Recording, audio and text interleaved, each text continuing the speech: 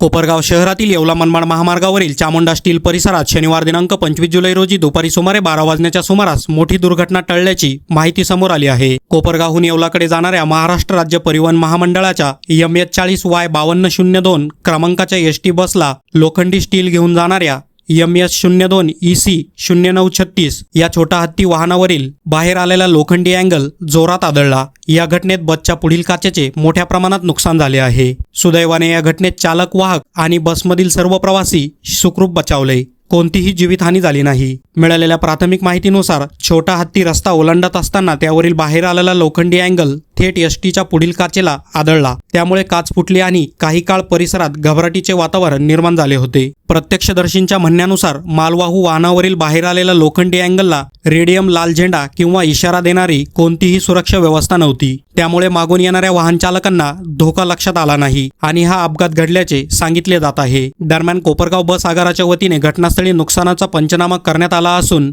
या घटनेची नोंद संबंधित विभागाकडून घेण्यात आल्याची माहिती मिळाली आहे। या घटनेनंतर निष्काळजी माल वाहतुकीचा मुद्दा पुन्हा एकदा ऐरणीवर आला आहे। वाहनांच्या बाहेर धोकादायक पद्धतीने लोखंडी साहित्य वाहून नेणाऱ्यांवर वाहतूक विभाग, RTO आणि पोलीस प्रशासनाने कठोर कारवाई करावी अशी मागणी नागरिकांकडून होत आहे।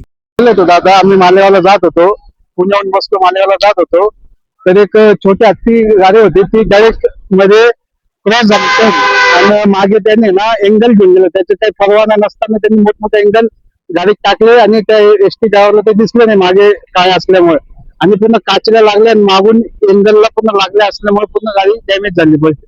बस पूर्ण डॅमेज झाली त्याच्यात होतं। मी पुण्याहून आम्ही मालेगावला जातोय। बातमी तुमची, प्राधान्य आमचं। प्राधान्य न्यूजसाठी प्रमोद पवार, कोपरगाव।